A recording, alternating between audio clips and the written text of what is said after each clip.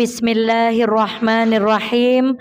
Assalamualaikum warahmatullahi wabarakatuh. Alhamdulillahi rabbil alamin. Alhamdulillahilladzi la ya'til hasanata illa minhu. Ashhadu an la ilaha illallah wa ashhadu anna Muhammadan abduhu wa rasuluh. Allahumma salli ala Muhammad wa ali Muhammad kama sallaita ala Ibrahim wa ali Ibrahim innaka Hamidum Majid. Sehat sedaya ibu-ibu? Alhamdulillah. Sudah bisa diakses? Baik, mari kita baca bersama yang tertulis di hadapan kita semuanya, doa keluar rumah. Wahid, itsnain, tsalatsa. Bismillahirrahmanirrahim. Allahumma inni a'udzubika an adilla au udal au azilla au uzal au azlima au udlam au ajhala au yujhala alayya. Yang selama ini kita hafal ketika kita mau keluar rumah, bacanya doa apa, Bu? Bismillahi tawakkaltu 'alallah la haula wala quwwata illa billah. Ternyata ada doa yang sangat indah, yang artinya pun indah luar biasa. Apa artinya? Ya Allah, aku berlindung darimu dari aku tersesat ataupun menyesatkan orang lain. Boleh jadi kita keluar rumah itu niatnya tidak menyesatkan orang lain, tetapi karena kita tidak melindungi diri dengan doa-doa, ketika kita keluar rumah ternyata ngajak orang lain untuk pergi ke tempat-tempat yang tidak dicintai, berarti kitanya tersesat dan menyesatkan. Selanjutnya apa? Atau tergelincir ataupun digelincirkan. Naudzubillah. Masya Allah, tadi malam ada seorang bapak mau jemput putrinya kerja di supermarket depan rumah kami, Bu. Masya Allah, qadarullah, kecelakaan di depan Puskesmas Garung. Kakinya menurut berita sudah hancur, begitu juga dadanya terkena kendaraan hancur, meninggal di tempat. Ayah bunda, inilah kenapa ketika kita berdoa keluar rumah itu jangan sampai kita melupakan doa kepada Allah. Di antara doa yang tadi sudah kita hafal, kita tambahi dengan doa ini. Semoga ketika kita keluar rumah kita tidak tergelincir dan tidak pula digelincirkan orang. Kemudian yang ketiga, aku berlindung dari keluar rumah yang menzalimi ataupun dizalimi. Kita tidak niat menzalimi, tetapi kita bisa juga dizalimi. Maka bismillah, semoga dengan doa yang kita baca di sini bersama-sama, kita semuanya diselamatkan oleh Allah dari tergelincir menggelincirkan, dari menzalimi dan terzalimi, dari sesat dan menyesatkan. Baik, kemudian di slide selanjutnya ada surat Az-Zumar ayat keberapa itu, Bu? 73 atau 37? 73 atau 70 atau 37, Bu? Baik. Allah berfirman, A'udzu billahi minasyaitonir rajim. Bismillahirrahmanirrahim. Wasiqal ladzina taqaw rabbahum ilal jannati zumara. Artinya ada di bawahnya.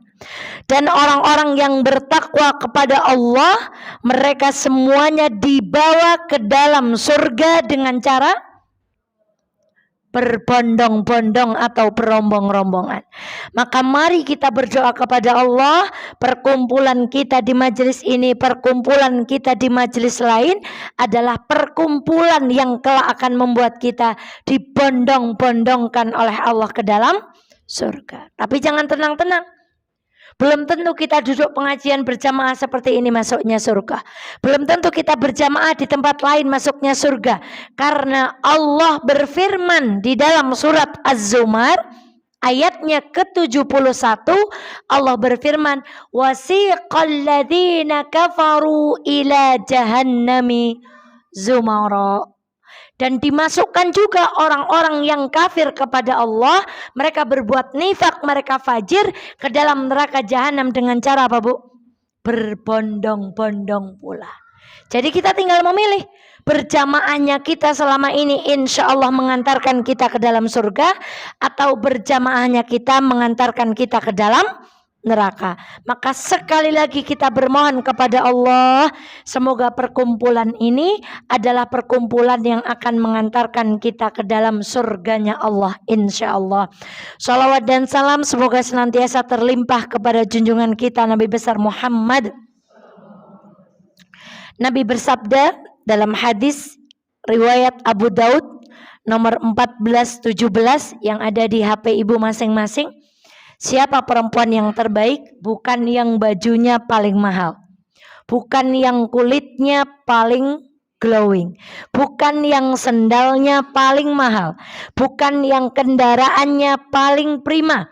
Tapi Rasulullah Shallallahu Alaihi Wasallam bersabda, maukah aku beritakan kepadamu tentang sebaik-baik perempuan? Siapa mereka? Perbendaharaan bagi seorang laki-laki. Siapa mereka? Istri solihah. Istri solihah itu yang apa? Yang apabila dipandang wajahnya menyenangkan. Berkali-kali di beberapa kajian saya ulang, salah satu jihadnya seorang perempuan, jihadnya lewat apa? Lewat wajah, yaitu dengan memiliki wajah yang menyenangkan. Maaf, kulitnya boleh putih, kulitnya boleh bersih, kulitnya boleh membuat lalat terpleset, tapi kalau cemberut tidak menyenangkan.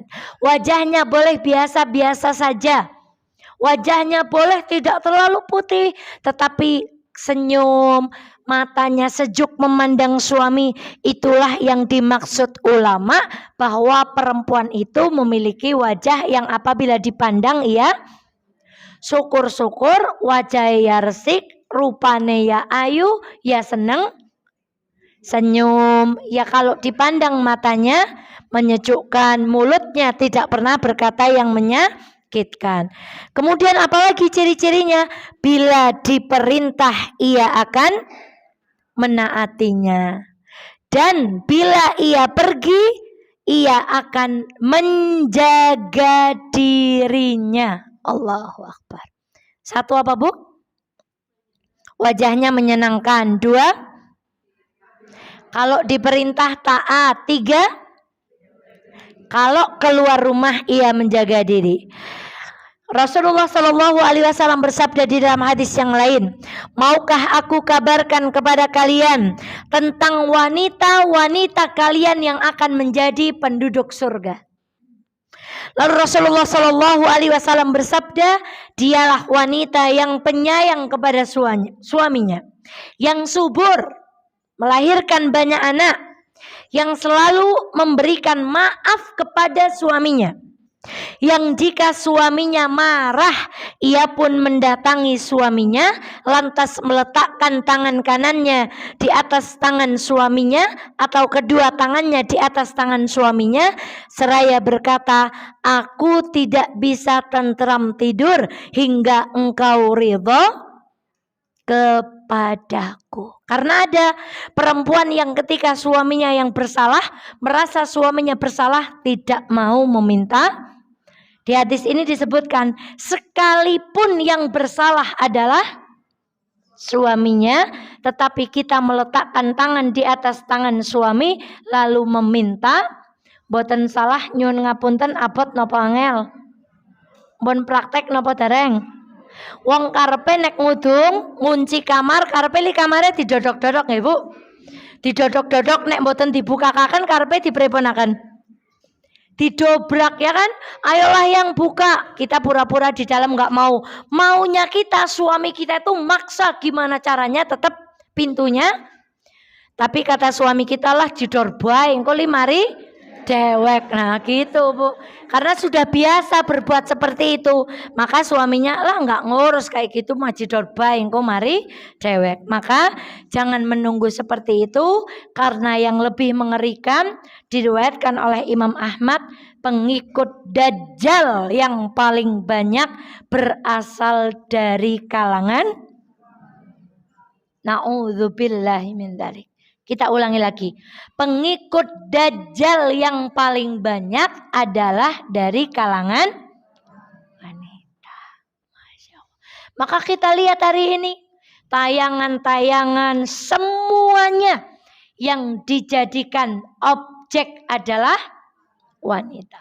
Berapa kali kita ingatkan, ketika kita dijadikan objek karena wajah kita yang cantik, karena tubuh kita yang mulus, kalau wajahnya keriput apa masih laku?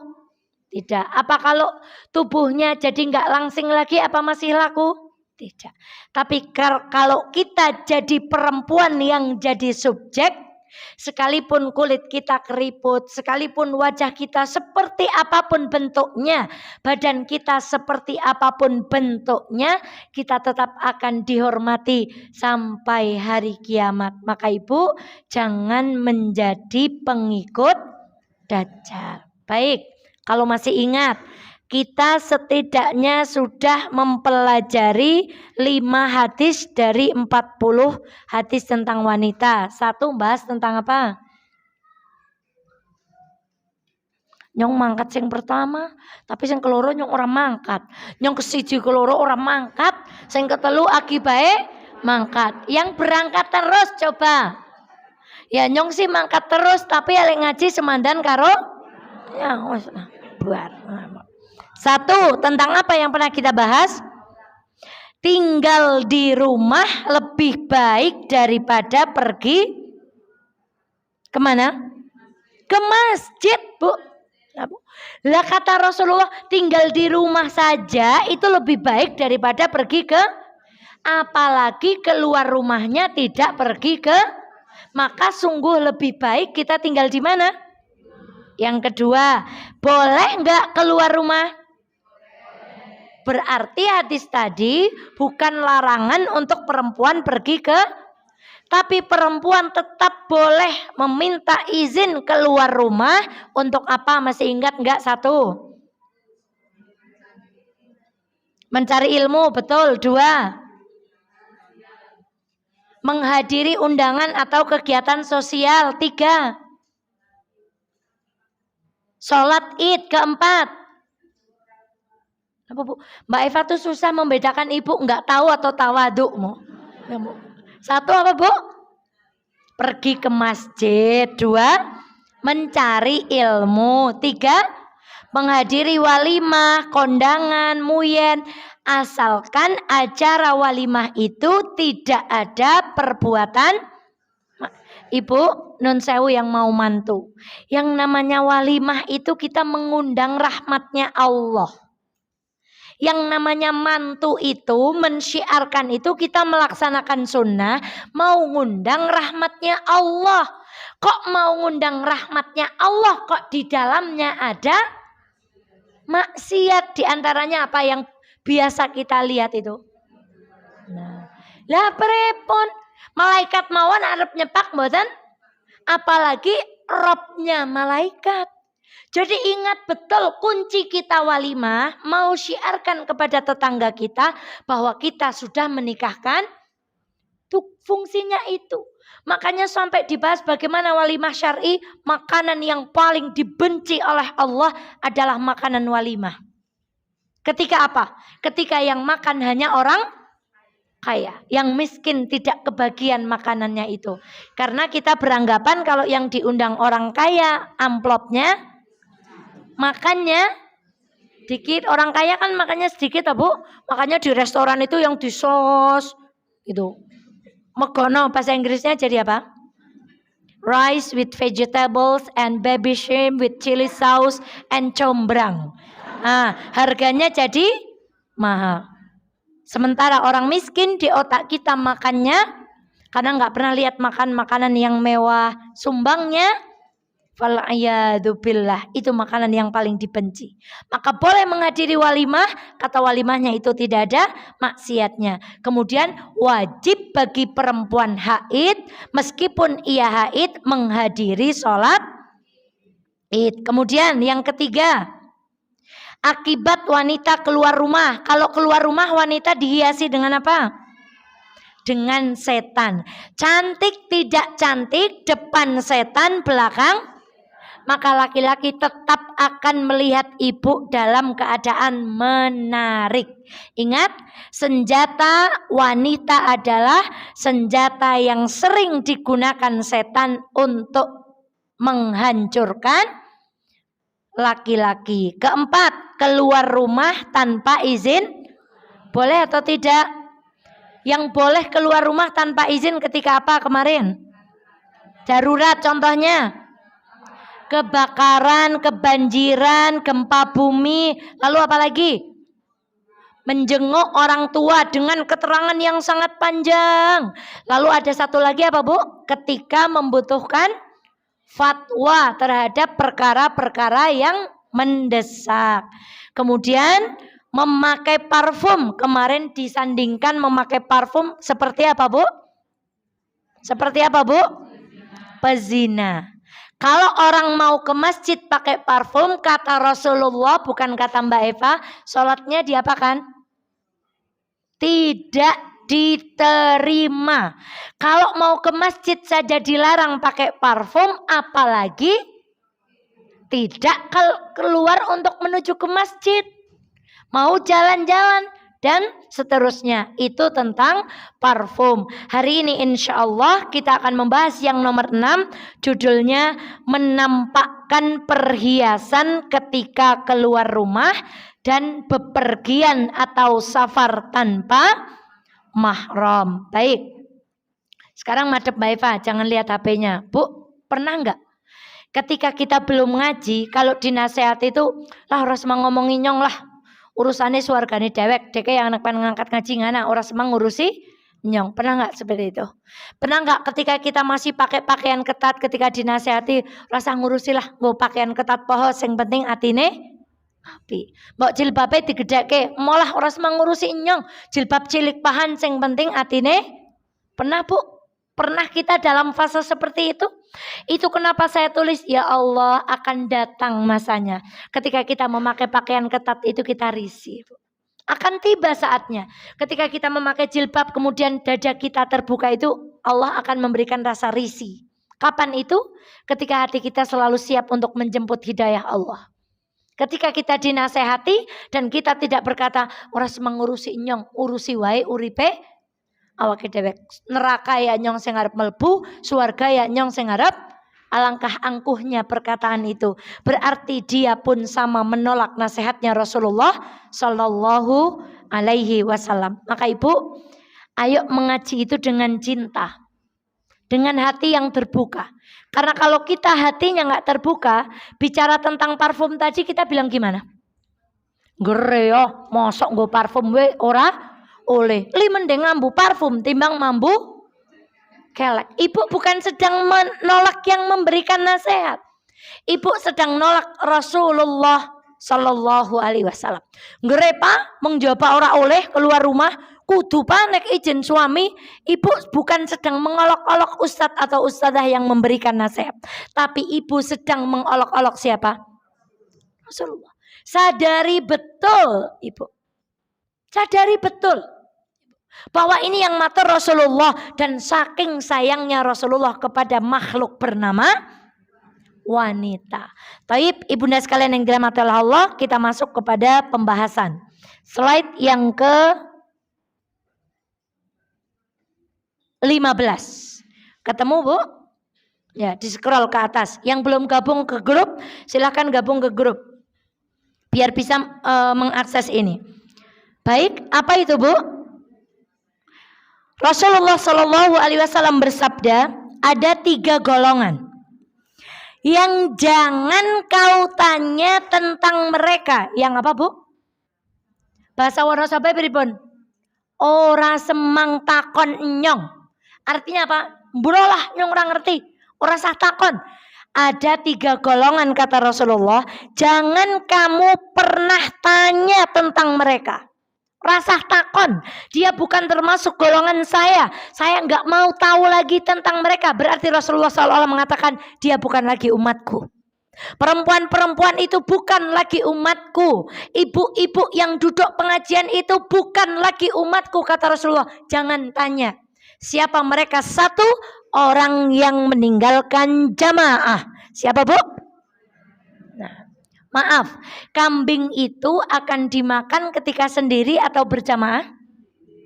Maka Bu, jangan jadi kambing kepintal.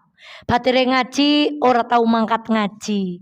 Batire berjamaah, ora tahu bareng-bareng karo mungkin ibu diterkam serigala. Jadi salah betul kalau kita sudah bergabung di sebuah majelis, di grup, entah itu grup apa saja, ibu boleh milih grupnya apa saja, jangan keluar. Itu sama dengan kambing yang melarikan diri dari kawanannya, siap-siap diterkam. Apa sih keuntungannya orang berjamaah? Kalau besok kita tidak masuk surga, orang yang satu grup dengan ibu dalam kebaikan akan mencari ibu. Saya kelingan satu ini, anggota majelis ini yang belum masuk surga ini, ya Allah. Dulu dia satu grup kajian dengan kami. Dulu dia duduk bersama dengan kami di majelis taklim. Tapi kata Allah nggak ada tuh, wong dia sudah keluar. Dia sudah blokir malah nomornya. Jamaah-jamaah yang baik-baik itu malah diblokir. Statusnya di hidden supaya tidak. Berarti orang yang seperti ini gak usah tersinggung. Di Mahfazah gak ada. Adanya di Amerika. Sedang memintalkan diri dari rombongan. Berarti sedang siap-siap dimakan serigala. Sekarang kelompok yang kedua, mendurhakai pemimpin dan mati dalam keadaan durhaka. Makanya doakan pemimpin kita, ahlan wa sahlan jamaah haji. Ada yang sudah tindak ngaji nih jamaah haji? Oh belum, masih saya ya Bu? Atau Ibu mau datang karena 40 hari jamaah haji doanya masih diterima. Tenan ngoten niku napa mboten Bu? Lah nek kondur haji langsung bermaksiat ya, malah hajinya juga pahalanya sudah ambrol Bu. Masya Allah. Maka ibunda sekalian yang dirahmati Allah, doakan para pemimpin kita. Semoga pemimpin kita termasuk pemimpin yang patut kita teladani dan tidak patut kita durhakai. Nomor 3, budak wanita atau lelaki yang melarikan diri.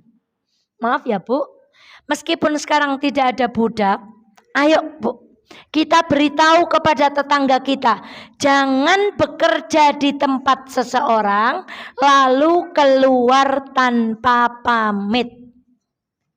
Maaf, ibu kerja di perusahaan, nggak pamit, nggak izin, tahu-tahu pokoknya yang ora gak mangkat maning.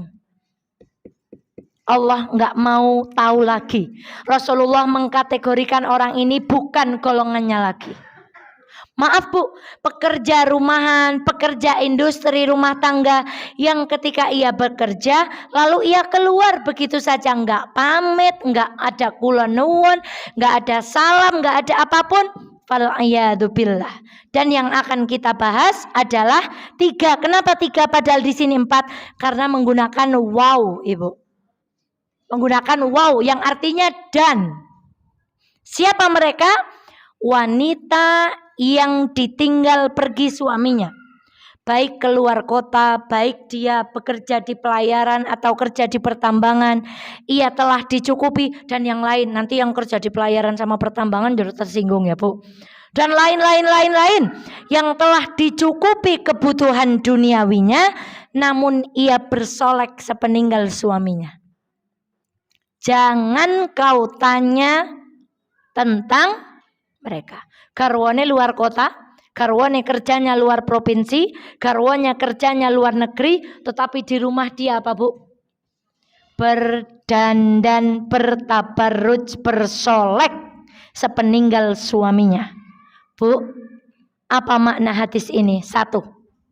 Berhias kok disandingkan dengan dosa besar. Apa tadi dosa besar yang lain? Dadi wong dandan niku dosane padha karo wong meninggalkan jamaah. Kalih wong padha mengingkari pemimpinnya. Padha mawon dosane kalih budak yang melarikan diri dari tuannya.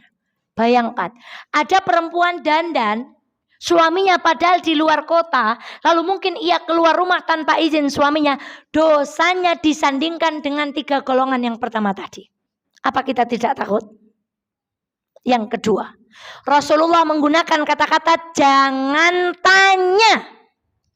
Maka Rasulullah seolah-olah memberikan isyarat kepada kita, itu bukan golongan saya.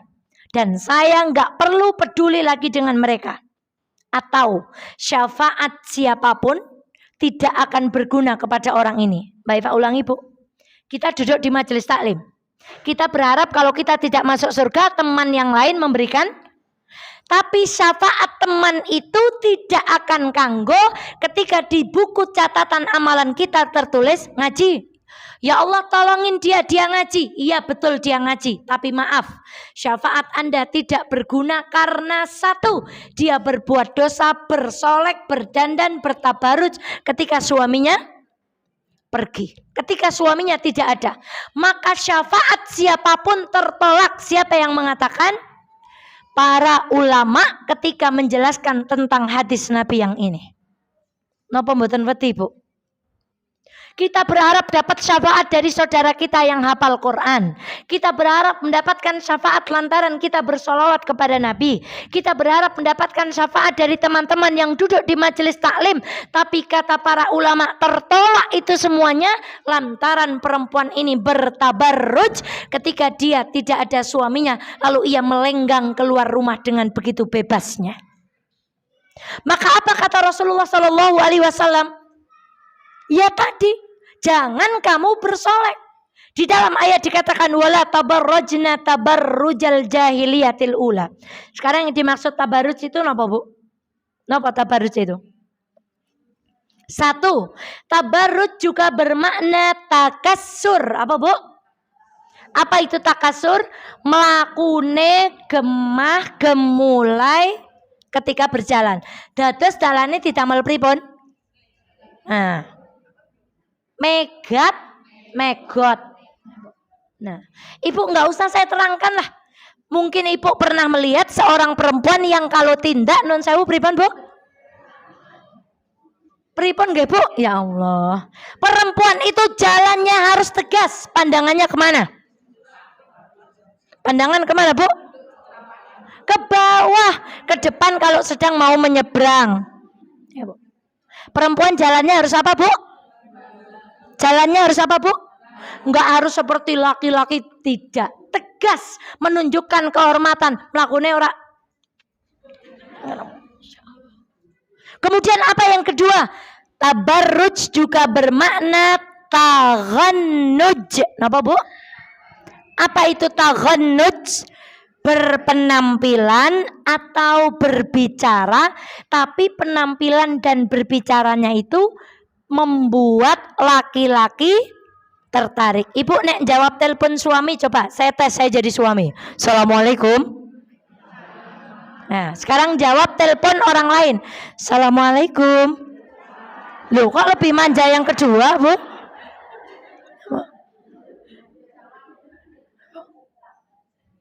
Berbicara yang sangat memungkinkan lawan jenis itu tertarik. Maka hati-hati Bu. Kok kita telepon dengan orang yang bukan mahram, entah itu teman kantor atau apa, kok suara kita dilembutkan. Atau berpenampilan yang disengaja untuk menarik laki-laki. Jadi makna tabarus tadi apa 1? Apa itu takasur? Ya, jalannya gemulai. Kemudian Taghannuj, apa itu? Berpenampilan atau berbicara yang menggoda. Sekarang Mbak Eva tanya, lalu bagaimana kalau ada perempuan kok lenggak-lenggok di depan laki atau di depan catwalk, Bu? Gimana itu, Bu? Baik, pertanyaan Mbak Eva. Berhias sama enggak dengan bertabarruj? Apakah sama berhias dengan bertabarruj? Yang sama angkat tangan. Yang tidak sama angkat tangan. Yang mantap, Bu? Tidak sama. Yang tidak angkat tangan apa? Berhias tidak sama dengan bertabarruj. Karena perempuan di rumah pun sama Rasulullah dianjurkan untuk apa, Bu? Berhias. Itulah kenapa sahabat kalau habis kondur perang itu sama Rasulullah tidak langsung boleh pulang ke rumah. Mereka diminta Rasulullah masuk ke dalam masjid lalu melaksanakan sholat 2 rakaat supaya tersiar kabar dulu kepada para istri di rumah. Sahabat yang perang bersama Rasulullah sudah kondur, mereka sedang sholat lalu istri-istri di rumah mereka apa, Bu? Bersisir, berhias, yang tadinya daster ganti daster, yang tadinya rambutnya riwek-riwuk ganti, sing penting dikocer ora jungkatan, ya daster ganti. Masya Allah, memang Masya Allah, terutama yang masih di rumah bersama anak-anak yang menjelang dewasa, ketika kita mau berpakaian yang agak gimana itu anak kita takutnya mencontoh, kok bunda bajunya kayak gitu sih, gitu kan. Boleh kalau buat untuk ayah. Jadi kalau punya lingerie di lemari itu ditakoni, ini baju apa sih bunda pakai baju ini tuh kenapa sih, nah, Bu? Jadi memang Masya Allah, maka ibu Allahu Akbar berdoa punya kamar yang ada kamar mandinya, ada tempat duduknya, sehingga kita ketika di dalam kamar itu bisa berpakaian yang begitu-begitu. Tapi kalau ketika keluar kamar ketemu anak pakaiannya normal, sopan. Meskipun anak-anak kita didik, nak, kalau di rumah seorang istri itu kalau di depan suami penampilannya yang, tapi saya ngomong niki dereng saged nglakoni, Bu. Tetap pakaian kebanggaan adalah astagfirullahaladzim. Kalau cok pol melase kalau ngaca di kaca itu, Bu. Tak eleng-eleng tak bandingkan foto saya ketika gadis. Ya Allah, serambute, rupane, bentuk badannya. Ngeleng-ngeleng lagi bagian ini. Allahu Akbar. Alhamdulillah kok suami tetap mau menerima apa? Lah kok ngoten niku mboten purun taat, pancen wong wadon niku ngeten. Coba ibu kalau ngaca njur menilai diri sendiri, bentuk tubuh ibu itu kayak apa. Lalu kok suami masih mau menemani, memberi nafkah, ibu? Bukankah di luar lebih banyak lagi yang lebih cantik dari kita? Kok suami kita menundukkan pandangan, pulang tetap menyapa ibu, memberikan nafkah? Masya Allah, pancen nek wong wadon kurang ngajar kali bojo niku alamatnya pun ibu. Saking bagi saya tuh ya Allah bentuknya es kayang kono kayak kagarwane egen poron mawon. Maka ibu itu hati-hati kata Rasulullah, nyong es ora gak peduli maning karo wong wadon sing yang kono sing nek bojone mboten nonton kemudian ia berdandan semaunya sendiri. Jadi berhias dengan tabarut sama atau tidak? Dulu di majelis taklim fikih dan di Al-Sofiyah pernah kita buku itu, apa judulnya buku itu, Bu? Wanita muslimah dan berdandan, begitu, Bu. Di situ dibahas sandal, idop, lipstik, napa kalung, gelang, pokoknya kabeh, obat kelek, napa kabeh. Sekarang pertanyaannya, karena surat yang tadi saya baca itu adalah surat An-Nur ayat ke-31. Juga ada surat Al-Ahzab ayat ke-33. Ibunda sekalian, di akhir surat itu ada satu kalimat wala yadribna bi arjulihinna. Janganlah kamu mengetok-ngetokkan sikil. Kenapa kata Allah? liyu'lama ma yukhfina min zinatihinna. Atau kita kenal dengan maaf gelang kaki. Pertanyaannya sebelum dibahas, boleh nggak pakai gelang kaki? Boleh nggak pakai gelang kaki? Boleh. Tapi tidak boleh ditampakkan dan bunyinya tidak boleh terdengar oleh laki-laki yang bukan angel napa mboten? Dadi alung ngagem napa mboten? Nek ajeng ngagem-ngageme teng jero kamar. Oh, sampai mana ini? Alhamdulillah Mbak Dea. Jazakumullah Mbak Dea panas dingin karena tidak bisa dari tadi. Di akhir surat ini silakan dibaca. Qadarullah itu juga. Wala yadribna bi arjulihinna liyu'lama ma yukhfina min zinatahunna. Masya Allah. Jangan kamu hentak-hentakkan kakimu. Ini perilaku wanita jahiliyah, Bu. Jadi samparane di cering-cering ben wong lanang noleh lalu mengejar dia. Lah sekarang ada hiburan di Amerika yang penarinya itu sekelnya dikasih apa, Bu? Lalu dia menari lemah gemulai kalau kakinya cep. Nah, langsung bunyi gimana, Bu? Dan itu tontonan dianjur-anjurkan dan itu tontonan diminta untuk dilestari-lestarikan. Fal'iyadzu billah, jangan tanya tentang perempuan seperti ini. Namun ketika kita melihat perempuan yang masih berbuat demikian, jangan diolok-olok, jangan dijelek-jelekkan, tapi kita apakan? Kita doakan. Sekarang tadi kan berhias. Gimana kalau berhias keluar rumah? Lihat yang di bold hijau itu, Bu. Wala yubdina zinatahunna illa ma dhahara minha. Janganlah kamu menampakkan perhiasan kecuali yang biasa nampak. Bu. Sekarang aurat wanita muslim dengan muslim batasnya apa?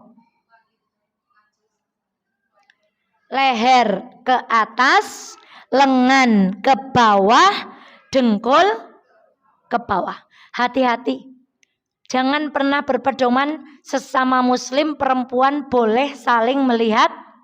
Tetap ada batasannya. Saya ulangi, leher ke atas, lengan ke bawah, dengkul. Jadi Anda boleh senam, boleh berenang, boleh apapun. Meskipun itu temannya sama-sama perempuan, tetapi aurat kita harus tetap dijaga. Karena itu batasan aurat. Dan begitu juga batasan aurat kita dengan wanita kafir. Maka ibunda, kalau bisa kepada wanita kafir kita tidak menampakkan aurat. Dengan sesama muslim yang demikian, maka kapan kita boleh menampakkan perhiasan yang biasa terlihat? Maksudnya apa? Kalau keluar rumah boleh nggak gundulan? Karena kalau sepotong bahaya. Tadi Mbak Eva mengatakan batas auratnya leher ke?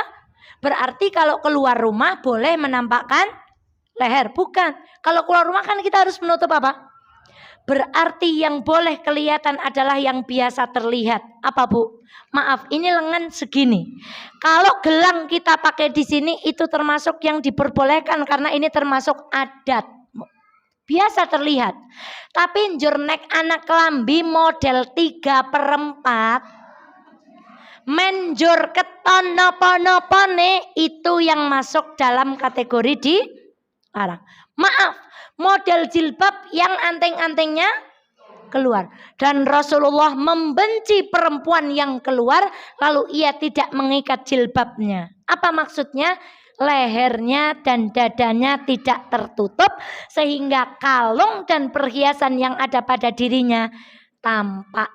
Lah anehnya lagi wis nggo kodong kalunge disugna jebamen napa? Sudah. Boleh atau tidak? Yang boleh yang apa? Yang biasa terlihat. Ibu pakai cincin boleh karena itu biasa Ibu memakai gelang boleh. Bolehnya dalam Islam tetap terbatas, kalau berlebihan tidak boleh.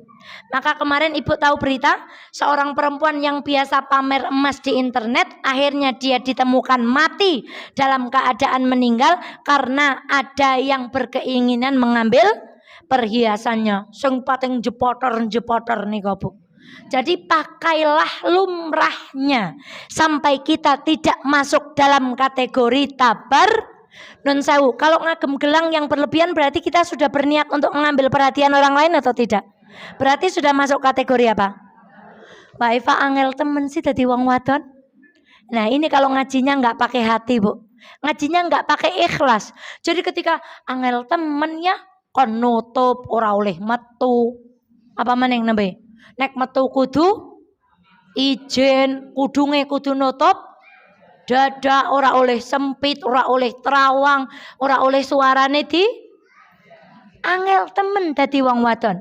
Pahami betul, semakin ibu punya anak perempuan dan ibu sayang pada anak perempuan itu, maka semakin ketat aturan yang akan ibu tegakkan untuk perempuan itu. Semakin sayang Allah kepada hambanya, maka aturan yang ia buat pun karena saking sayangnya Allah kepada, ya ibu mau masuk surga apa enggak itu aja Bu. Kalau enggak masuk surga ya silahkan, enggak usah mau diatur sama syariat ini. Jadi bunda sekalian yang dirahmati oleh Allah, hukum wanita memakai gelang kaki tadi bagaimana? Boleh, namun tidak boleh digerakkan di depan. Jur nek konten laki-laki mandek.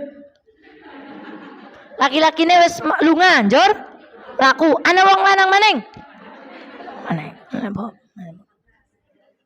Makanya perempuan pun keluar harus memakai apa, Bu? Kaos kaki. Itu bagian dari aurat. Meskipun ada saudara-saudara kita, misalnya di Mesir itu, sering sekali kami jumpai perempuan-perempuan kalau sholat itu tidak menggunakan. Bahkan ketika haji, saudara-saudara kita dari Afrika, dari India, Pakistan, Bangladesh itu jarang yang menggunakan penutup. Karena mereka berpendapat kaki bukan termasuk aurat. Masya Allah indahnya. Maka ibunda ada pertanyaan tentang berias ini Bu. Dados monggo ngagem gelang tapi sewajarnya. Ibu yakin hati nuraninya itu hidup. Sebenarnya ibu itu sadar loh, nyong kayane ki dandane ora wajar. Hati nurani ibu tahu kalau seperti itu. Nyong kayane ora pantes loh nggo kaya ngene rasane ka berlebihan temen. Itu sebenarnya kita itu sadar. Maka ibunda sekalian yang dirahmati oleh Allah, dan suami wajib melarang istri keluar rumah ketika istri tersebut keluar rumah dalam keadaan berhias. Maka bersyukur. Kalau suaminya ibu, maaf kandelen misalnya.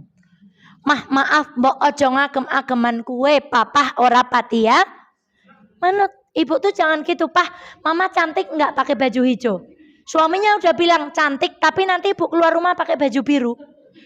Jadi ukur pengen takon, Pah, mama tuh cantik mana sih pakai baju hijau atau pakai baju kuning? Nanti keluarnya pakai baju biru, merah. Oh. Jadi bunda sekalian yang dirahmati Allah, laki-laki yang sayang istri tidak akan membiarkan istrinya keluar rumah dalam keadaan. Maka saya nggak bisa lagi berpikir seorang suami yang membiarkan istrinya keluar rumah, maaf, celana pendek, pakaian ketat, pakaian tipis, lalu menggunakan celana pensil yang kalau nyopot tuh kata anak-anak di toko itu pakai kresek Bu. Betul Bu? Atau ada yang pernah nganggo wes lah. Jarene nek nganggo niku pakai kresek men boten. Coba tanya, maaf, kesehatan alat vital. Itu tidak baik kalau celananya terlalu. Islam itu sangat indah. Coba ibu pasang CCTV. Perempuan memakai baju seperti ini dengan perempuan yang memakai pakaian yang seperti itu. Dipasangi CCTV teng rambutnya nopo chip ngeten Bu. Kira-kira itu kalau di CCTV-nya ditampilkan di depan para penilai juri-juri itu lebih bagus yang mana Bu? Wong kita dengan sederhana saja, Masya Allah. Ayam itu kalau tidak punya bulu, namanya ayam trondol. Niku pripun? Ayam saja maaf kalau tidak tertutup auratnya tidak bagus. Pertanyaannya, aurat ayam mana yang terlihat? Serius ini Mbak Eva nanyanya, Bu. Tunjukkan pada Mbak Eva aurat ayam mana yang terlihat. Napa nih? Pantatnya ketutup bulu. Telinganya tertutup bulu kecuali alam trondol. Kakinya tertutup kulit ceker. Makanya ibu kalau pengen ceker mercon, kalau beli ceker apa langsung dimasak? Dipakaikan apa?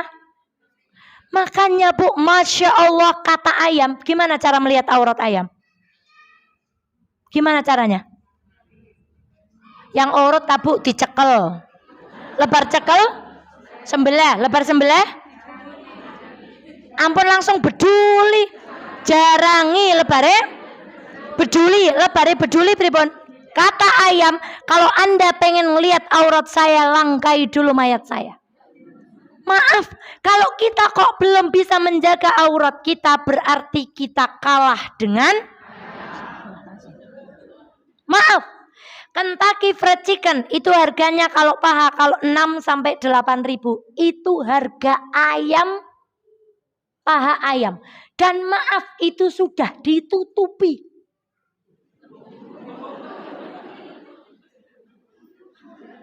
Tapi kalau pahanya itu gondol, belum ada tutupnya, harganya tidak sama di bakul Kentucky Fried Chicken itu.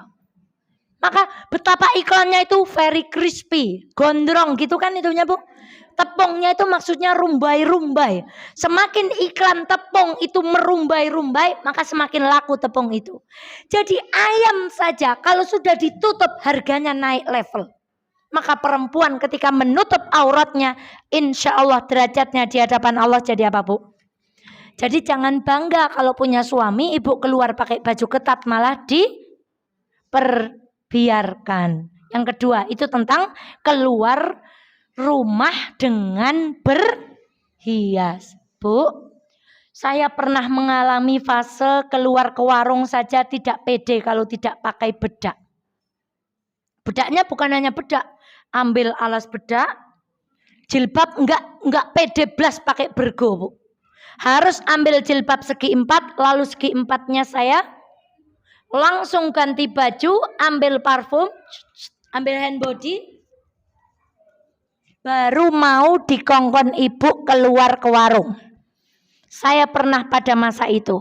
Dan sekarang saya di fase mau ngaji, jilbab saya taruh ruang tamu supaya anak saya tidak tahu saya mau pergi, Bu. Kadang mbok wedak nang ndi wis ora kepikiran. Sing penting bisa metu ngaji. Alhamdulillah tadi sempat cuci muka, kemudian pakai Viva. Pelembab Viva itu, Bu. Kemudian memakai Wardah. Itu, Bu. Ada di mana fase kita itu Masya Allah enggak pede kalau kita tidak mengoleskan sesuatu di muka kita. Minta sama Allah. Suatu saat nanti hati kita sering datang ke majelis taklim, kita akan semakin ringan ketika keluar rumah. Enggak lagi mikir nyong wingi nggo klambi kiye, siki nggo klambi kiye maning kon darani ora silang, enggak ada lagi. Enggak ada lagi mikir ya Allah raine, enggak ada lagi.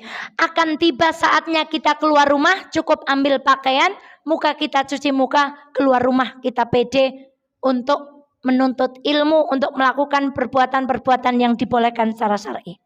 Fase itu kita minta. Fase itu kita mohonkan kepada Allah. Fase itu kita mohonkan nyong nek orang nggo klambi apik ora pede. Ada masanya kita akan seperti itu. Tapi akan datang masanya memakai pakaian yang penting menutup aurat. Ning ya ampun sing kemudian muslimah nanti diimage-kan dengan pakaiannya tidak rapi, Bu. Kemudian dan seterusnya bukan. Dalam standar-standar yang sudah pakaian seperti ini. Masya Allah. Maka ibunda itu yang perlu kita minta kepada Allah.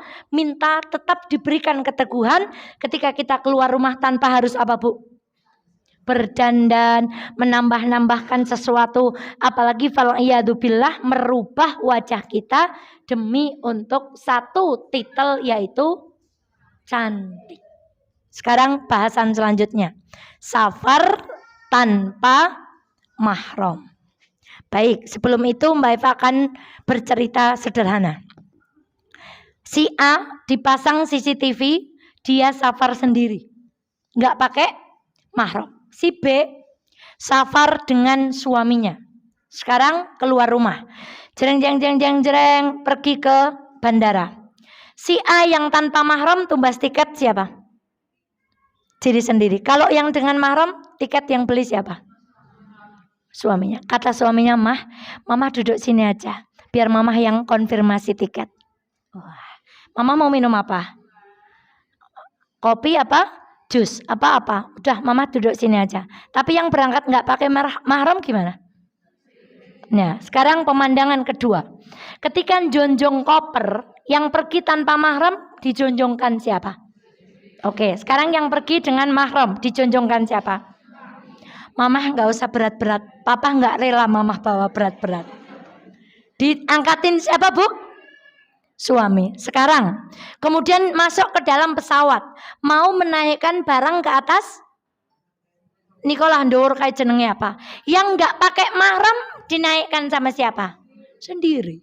Sekarang yang sama suaminya. Siapa yang menaikkan? Suaminya. Mama duduk aja dulu biar papa yang urus barang-barang. Yes. Yang nggak pakai mahram bisa dulang-dulangan nggak di pesawat? Atau tidurnya bisa mereng begini? Sekarang yang pakai mahram di CCTV bisa nggak begini bahunya? Masya Allah, masih punya bahu untuk Nah, bahasa Masya Allah, aku ingin menua bersamamu misalnya. Terus apa lagi? Boleh ibu seperti itu, tapi ingat menua bersamamu itu kita harus bermodalkan sabar yang luar biasa. Aku ingin hidup tanpamu, aku tidak ingin hidup tanpamu, boleh. Tapi ingat bahwa untuk bisa hidup bersama sampai hari kiamat, sampai mati kita bertemu lagi, butuh kesabaran, butuh ngalah, butuh diam, butuh syukur, butuh sabar dan seterusnya. Sekarang sampai turun di pesawat, ketika didebarkasi, yang pergi sendiri ngadangi koper, ngadangi dengan siapa? Dijonjong sama siapa? Ya baik, yang dengan suaminya? Udah Mama sini aja biar papa. Sekarang kalau CCTV itu ditampakkan di depan jamaah ibu-ibu mafaza, enak yang mana, Bu? Enak yang mana, Bu? Enak yang dengan mahram. Mahram itu bukan hanya suami kan? Nah, nanti ada senam mahram supaya ibu apal. Ke atas apa, ke bawah apa, ke samping apa, ke atas sedikit apa, ke bawah sedikit apa setelah ini. Jadi Bu, enak mana Bu? Itu sudah pakai dalil atau belum? Belum. Maka ibunda, seandainya CCTV itu ditambahkan kepada ibunda, ibunda akan milih yang mana? Bersafar dengan.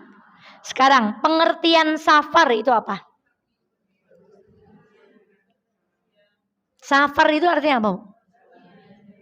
Bepergian ya Bu. Safar itu artinya terungkap. Safar artinya apa Bu?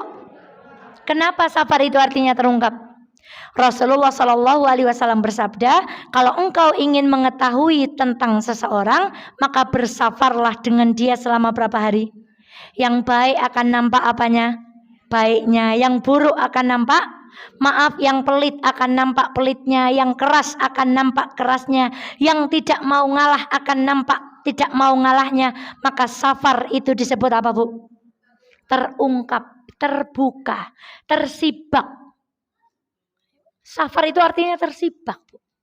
Jadi orang itu kelihatan asli. Maka nggak ada jamaah haji bisa berpura-pura sabar selama 40 hari di Mekah. Akan terlihat aslinya. Nggak ada jamaah umroh mau pura-pura baik selama 9 hari di Mekah. Akan terlihat artinya. Aslinya, kata Rasulullah, batasnya berapa hari Bu? Mungkin 1 hari masih bisa berpura-pura, masih ewo, baru kenal di kamar. Ngoroknya agak gimana caranya, tidak ngorok. Setelah hari ketiga, tidak bisa lagi. Safar, safar, Ibu. Ketahui orang itu dengan safar, maka safar itu artinya terbuka. Terbuka semua aslinya orang itu ketika kita mengadakan perjalanan. Jangankan 3 hari, sehari saja sudah Bu. Nang bis ngomong ke opo, nalikone medun nang toilet sing domong ke nopo, yang di jalan itu yang digumuni apa. Itu sudah kelihatan Bu. Orang safar itu akan menampakkan aslinya. Maka ibunda sekalian yang dirahmati Allah, safar artinya. Dan safar ini akan punya konsekuensi 2. Kapan kita boleh menjamak qashar. Yang kedua, kapan perempuan disebut safar. Ibu kalau kesini sudah termasuk safar atau belum Bu? Ibu kenapa mantep kesini? 1, sudah izin suami. 2, perginya dalam rangka mencari. 3, tidak dengan bertabarruj. 4, bukan kategori safar tanpa mahram. Baik, pertanyaannya, berapa jarak kilometer sampai orang itu bisa disebut dia telah melaksanakan safar? Berapa, Bu? Pinten, Bu? 80 kilo. Baik, mari kita simak. Syekh Muhammad bin Salih Al-Utsaimin menjelaskan bahwa jarak safar menurut sebagian ulama adalah berapa kilo, Bu? 83 kilometer. Ulama lainnya mengatakan bahwa jarak itu tergantung pada uruf, meskipun belum mencapai 83. Yang kedua ini mohon izin saya terangkan. Contoh, Ibu tindak pun tinduk, Ibu tindak Magelang. Bagi orang Wonosobo, ke Magelang itu sudah termasuk apa, Bu? Safar keluar kota. Nah, kemudian para ulama, nanti kalau standarnya nggak jelas seperti ini, ada orang Kledong, kalau ke Magelang belum disebut apa, Bu? Tapi orang Dieng, kabupatennya Wonosobo, pergi ke Magelang, dia sudah disebut apa, Bu? Jadi standarnya nggak jelas. Maksudnya uruf kebiasaan itu bisa berbeda dengan mungkin di Wonosobo, orang ke Jakarta wis biasa, oh itu safar. Baru disebut safar ketika dia pergi keluar. Nah, kalau mengembalikan kepada adat, maka akan rancu standarnya. Maka para ulama, Ibu, jarak tersebut tidak dianggap safar, maka tidak dianggap safar walau jarak yang ditempuh sudah mencapai 100. Sekarang 100 km tuh sini kemana, Bu? Saya nganu matematikanya mandan nganu, jadi ini sini Semarang berapa kilo? Berapa, Bu? 120 km. Berarti sudah masuk safar. Sudah masuk safar. Maka para ulama ketika berbicara tentang safar ini, Bu, paling aman menggunakan patokan angka 83 km. Jadi kalau sudah lebih dari itu sudah disebut safar. Berarti kalau ke Semarang sudah apa, Bu? Kalau ke Magelang? Belum, karena belum masuk jarak 83 km. Wallahu ta'ala a'lam, saya pun cenderung kepada pendapat yang ini. Mengapa? Lebih mudah. Kalau sesuai dengan kebiasaan nanti jadi, lah iki ke Magelang piye iki? Termasuk safar apa enggak? Sudah, paling mudah menggunakan jarak dalam kilometer berapa kilo, Bu? 83. Baik, safarnya sudah. Konsekuensi dari safar, 1, boleh sholat apa? Qashar atau jamak qashar. Ulangi lagi, qashar atau. Yang kedua, konsekuensi dari makna safar ini apa? Menerapkan hukum pada perempuan yang keluar mencapai jarak ini, yaitu apa, Bu? Bolehkah ia keluar tanpa? Dan ada ulama yang ditanya, kapan ngitungnya? Ngitungnya itu dari kalau kita orang Wonosobo keluar dari batas kota Wonosobo. Berarti kalau ke sana daerah Purwokerto ngitungnya dari mana? Dari Sawangan itu, Bu. Kalau ke daerah Jogja berarti ngitungnya dari mana? Dari daerah sampai 83 km. Wallahu ta'ala alam bisawab. Itulah jawaban salah seorang ulama ketika menjelaskan di mana kita ngitung kilometernya. Nah, sekarang mahram atau muhrim? Mahram atau muhrim? Muhrim itu orang yang pakai baju ihram disebut. Kalau orang yang haram dinikahi atau menikahi kita disebut. Baik, sekarang kalau kita laki-laki, gini, Bu, ke atas bapak, ibu, kakek, nenek, apa, Bu? Yuk tangan kita ke atas, siapa? Ke bawah anak cucu, apa, Bu? Sejajar saudara saudari. ke atas sedikit paman bibi, ke bawah sedikit ponakan. Coba kita ulangi. Ke atas, ke bawah, ke sejajar, ke atas sedikit, ke bawah sedikit. Nah, ini di luar bagan di mana ada mahram karena saudara sesusuan. Kapan sesusuan yang dianggap jadi mahram, Bu? Apa, Bu? Bukan yang bayi langsung siji, itu maaf ya Bu. Kemudian 2 gitu, 3 dia wis jadi mahram, gitu mohon. 3 beginian sampai ia kenyang. Contoh bayi ini nyusu, ibunya sakit misalnya nyusu saya. Dia nyusu sampai ketiduran.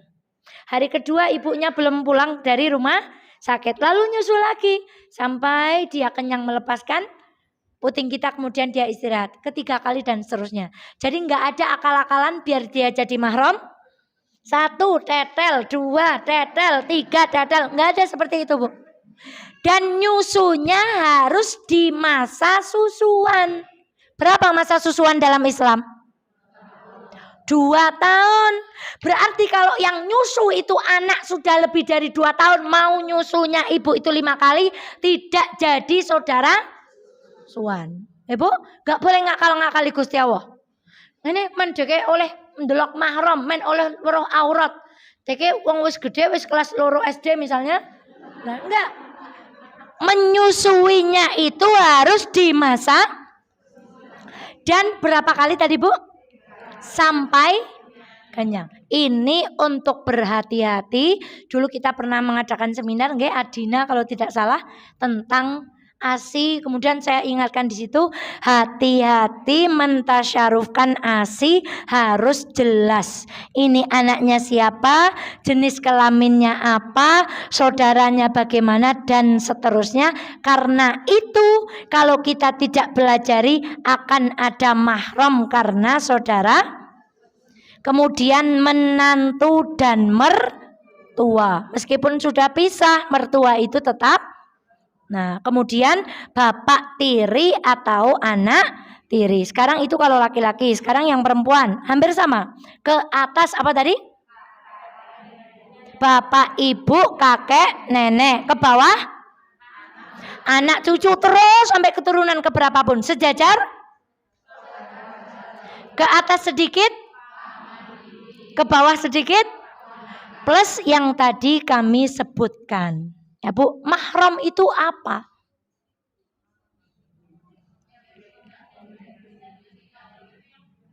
Yang haram untuk dinikahi. Sepupu haram dinikahi atau tidak? Berarti sepupu bukan neng angele, ya Allah. Itu perjuangan untuk yang bicara dan untuk semuanya. Bukan mahram, Bu. Masya Allah. Minta sama Allah kemudahan supaya kita menjaga diri kita dari yang bukan mahram. Masya Allah. Lalu bagaimana safar? Baik, mari kita bahas. Rasulullah Shallallahu Alaihi Wasallam bersabda, sebentar lagi kita akhiri. Ya Rasulullah, qala Rasulullah Shallallahu Alaihi Wasallam, maaf, la tusafiril mar'atu illa ma'adhi mahram. Tidak diperkenankan seorang wanita bepergian safar dengan jarak berapa tadi? Tanpa mahram. Wala yadkhulu 'alaiha rajulun illa wa ma'aha mahramun. Enggak boleh seorang perempuan bertemu laki-laki, didatangi laki-laki, ditamui laki-laki kecuali bersamanya. Hati-hati yang masih nerima tamu padahal enggak ada suami, enggak ada mahram, enggak ada anak di rumah, enggak ada karyawan yang nemani di rumah, pintunya ditutup, CCTV-nya dimatikan. Oh, jadi ingat itu ya, Bu.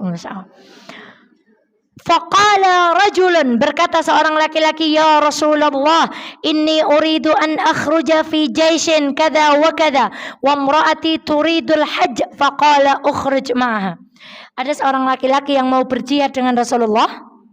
Padahal istrinya mau haji. Apa kata Rasulullah? Pulang temani istrimu haji. Apakah ini sehari semalam? Iya. Apakah ini perjalanan sehari? Iya. Apakah ini perjalanan semalam? Iya. Apakah ini perjalanan 3 malam? Iya. Apakah ini lebih dari 3 malam? Iya. Mau semalam, mau 3 malam, mau setengah malam, mau apa? Kalau safar yang mencapai jarak safar tadi, perempuan wajib bersama mahram. Jadi suami itu aslinya mahram kita, bukan? Bukan. Menjadi mahram karena apa? Dengan kalimat qabiltu nikahaha wa tazwija bimahrin madhkurin halan. Satu kalimat yang merubah yang haram menjadi halal. Ibu, sekarang perjalanan itu ada 3. 1 perjalanan wajib. Contohnya apa? Nopo? Perjalanan wajib berkaitan dengan ibadah apa? Haji bagi yang mampu. Sekarang perjalanan sunnah apa bu? Yang kedua perjalanan yang sunnah apa bu? Atau tidak wajib? Haji kedua itu sudah tidak wajib. Karena yang wajib yang kapan?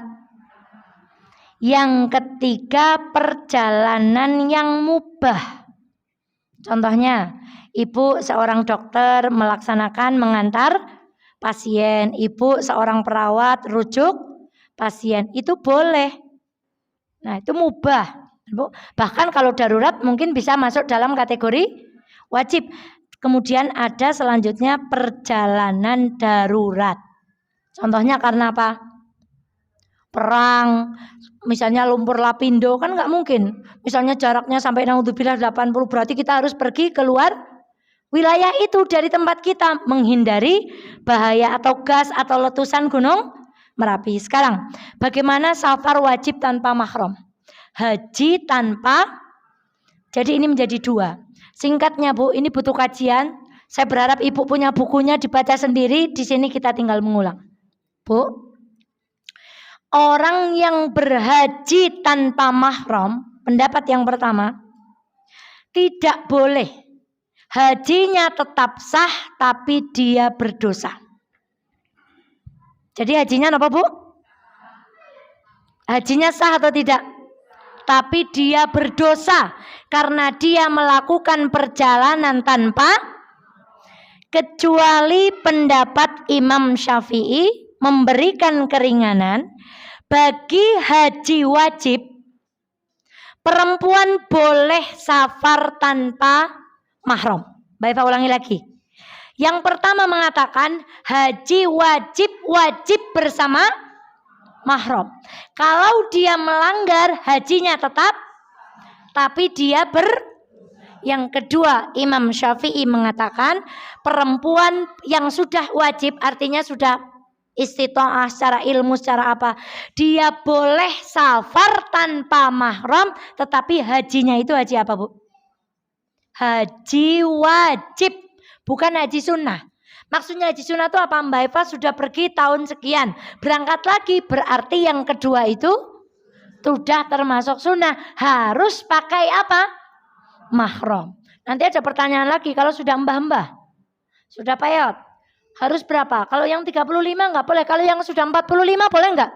Kalau yang wajahnya enggak cantik boleh enggak? Satu pendapat yang pertama, tidak boleh safar. Meskipun itu untuk haji tanpa. Kalau untuk haji saja tidak boleh, apalagi untuk jalan-jalan. Untuk wisata. Untuk pergi jalan-jalan ke luar negeri tanpa. Lawang haji be ora oleh ke apa mana ngugurkan kapan? Jalan. Baik, sekarang pendapat yang membolehkan asalkan perjalanannya itu aman. Saya bacakan, Mbak Eva tidak ngarang. Saat menjelaskan hadis tentang para istri Nabi yang menunaikan ibadah haji pada masa Umar, Ibnu Hajar menuturkan, di antara dalil yang membolehkan seorang wanita pergi bersama rombongan. Rombongannya itu wanita terpercaya. Rombongannya apa Bu? Bukan wanita yang bertabarut, bukan itu. Bukan asal berarti oleh, yes, yang penting karo rombongannya wanita terpercaya. Jalannya aman adalah hadis ini.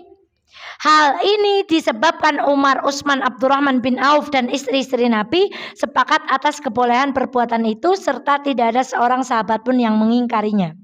Dalilnya, hampir saja wanita dari Al-Hirrah akan pergi tanpa pengawalan seorang pun hingga ia haji ke Baitullah, dan hampir saja harta akan melimpah ruah hingga orang merasa sedih pada orang yang menerima sedekahnya.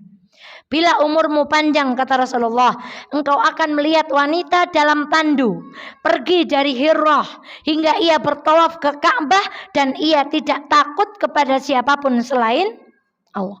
Apakah kita boleh serampangan memahami hadis ini, Bu? Gak boleh. Kan boleh kata hadis tadi. Yang penting rombongan. Ingat, rombongannya harus muslimah yang terpercaya. Sekarang ibu mengangkat perempuan itu terpercaya atau tidak? Sedangkan safar kadang sholatnya jadi apa, Bu? Telat. Baru safar ke pantai samping aja, Bu.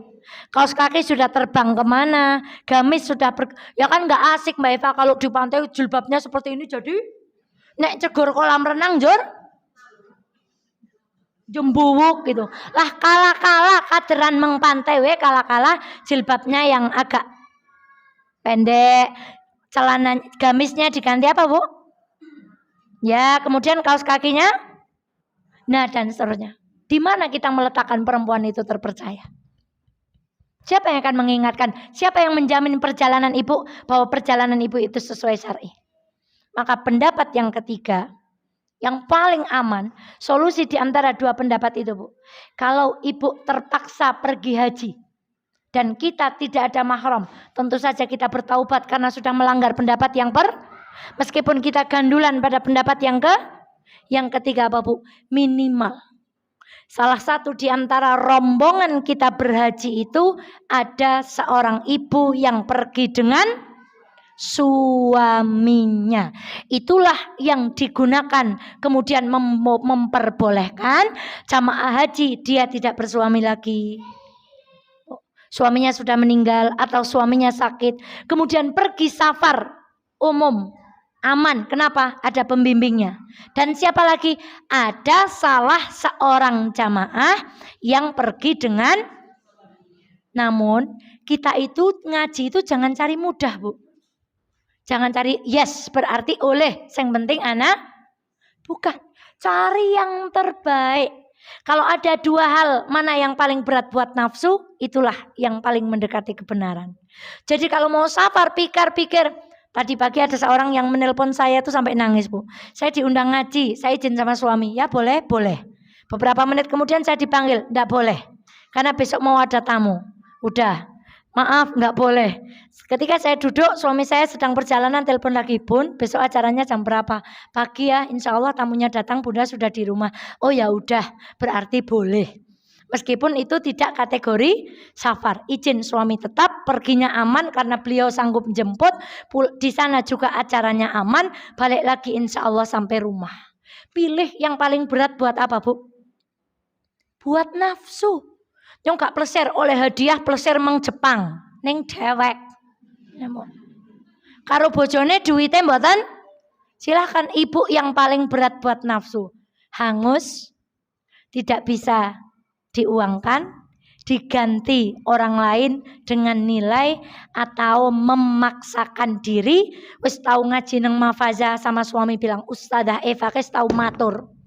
Sing penting perjalanannya aman. Awas kalau kayak gitu ya, Bu. Tetap sekuat tenaga sampai titik darah penghabisan safarnya dengan apa? Mahram. 2. Kalau ibu melaksanakan haji, ibu itu pilih yang kedua apa, Bu? Bila aman. Kemudian bersama dengan kelompok wanita yang apa tadi, Bu? Nah, bedanya apa sih dengan mahram atau tidak? Sekarang kalau ibu, apa ada orang berzina pergi ketika dengan mahramnya? Dia akan berzina ketika pergi kemana, Bu? Apa ada perempuan yang rela buka-buka auratnya ketika dia dengan suaminya? Dia akan bisa melakukan seperti itu ketika dia tidak dengan. Sekarang ada anak dilepas, maaf, dia kemudian pergaulan bebas karena dia pergi tanpa siapa? Apakah dia akan melakukan seperti itu ketika dia didampingi kakaknya dan saudara mahramnya? Itulah berarti semakin ketat aturan, semakin kita ingin dijaga kehormatannya. Maka ibunda, ada seorang perempuan mau izin tanya, gimana kalau umroh sendiri, suami nggak diajak? Apakah Mbak Eva akan menjawab, yang penting perjalanannya aman? Salah si jine, Mbak Eva nggak akan menjawab seperti itu, Bu. Keilmuan harus saya sampaikan. Tapi kalau ibu bertanya, Ustazah Eva saya mau umroh, tapi uangnya baru cukup untuk saya, suami saya belum, tunda. Minta sama Allah, tabungannya diperbanyak sama Allah. Ibu usaha mati-matian, besok ibu berangkat umrohnya dengan siapa? Itu indahnya. Jadi Mbak Eva nggak akan jawab, nggak apa-apa, pergi aja. Kan di buku udah ada. Yang penting perjalanannya aman, ada mutawifnya. Syukur-syukur yang umroh dengan ibu ada mahramnya. Mbak Eva nggak akan jawab seperti itu. Apalagi itu dilakukan seorang perempuan yang masih muda, dalam usia produktif, yang itu nek didelok wong lanang egen menarik. Tapi mungkin yang udah agak gitu ya. Masya Allah. Oke, Bu. Jadi ndak boleh ngaji itu cari nopo nih? Cari amannya, cari gampangnya. Tetap saja kita mendahulukan pendapat haramnya perempuan safar berapa kilo? Tanpa apa? Lah kok seneng toh kalau pergi tanpa mahram? Kan enak toh. Kecuali yang sudah tidak ada. Maka bagaimana? Minta taubat sama Allah. Kalau dulu kita ada suami kok safarnya tanpa. Yang masih jomblo, semoga bertemu dengan laki-laki yang kalau kita safar selalu menemani. Ngangkat kopernya, kita tidur di. Bu, pokoknya kalau bayangin rumah tangga jangan hanya yang tidur di bahunya gitu ya, Bu. Kemudian disuapin, dibawain bunga, harus ada sabarnya, harus ada ikhlasnya. Baik, bolehkah kita keluar rumah berhias? Tidak boleh. Bolehkah menampakkan perhiasan? Kecuali yang biasa Bolehkah seorang perempuan berhias padahal suaminya ada di luar kota? Tidak boleh. Bolehkah memakai gelang kaki? Bolehkah menampakkan aurat sesama perempuan tanpa batas? Batasnya di mana? Leher ke atas, lengan ke bawah, lutut ke bawah. Pertanyaannya, bolehkah perempuan safar tanpa mahram? Tidak boleh. Berapa jarak safar? Apa konsekuensi safar itu? Satu, dengan jarak 83 tadi kita boleh mengambil rukhsah sholat apa tadi? Jamak atau qashar atau jamak qashar. Yang kedua, jarak tersebut yang kita pelajari konsekuensinya perempuan. Kalau keluar rumah melebihi jarak tersebut di atas, maka ia wajib menyertakan hajinya tetap sah, tetapi ia berdosa. Imam Syafi'i memberi keringanan, boleh asalkan itu untuk perjalanan haji wajib. Dan ada yang membolehkan asalkan kelompoknya perjalanannya aman. Kemudian apa tadi? Nah, atau salah satunya ada yang pergi bermahram. Tapi kita cenderung kepada pendapat yang mana? Pendapat yang pertama, wanita bersafar tanpa mahram hukumnya haram. Sekali lagi, terima dengan hati yang apa, Bu? Kalau ibu ngerundel berarti ngerundeli siapa? Rasulullah Sallallahu Alaihi Wasallam. Kalau ibu belum terima wong waton aturane okeh temen, berarti ngrundel kalian baginda Rasulullah Sallallahu Alaihi Wasallam. Mohon maaf sudah jam 2:30, tidak ada tanya jawab. Nanti kalau ada tanya jawab monggo di WA ke saya. Bagi yang belum bergabung di grup, Kalau tidak mau bergabung tidak apa-apa, minimal tanya sama temannya yang ada di grup. Sehingga kalau ada informasi atau ada slide seperti tadi bisa mengakses. Seluruh yang kita sampaikan tadi ada di slide. Bukunya ini Bu, gampil. Cari di Google warnanya. Tapi Mbak Eva berharap jangan baca sendiri. Bacanya harus dengan guru-guru kita supaya tidak salah memahami. Demikian, ada pengumuman Bu Nur? Tidak ada pengumuman. Baik, astagfirullahaladzim. Kalau ada salah tolong betulkan, ada kurang tolong lengkapi. Kalau ada baiknya silahkan diambil, ada buruknya itu semata-mata dari kekurangan saya. Mari kita akhiri dengan bacaan hamdalah. Dari saya astagfirullahaladzim. Assalamualaikum warahmatullahi wabarakatuh.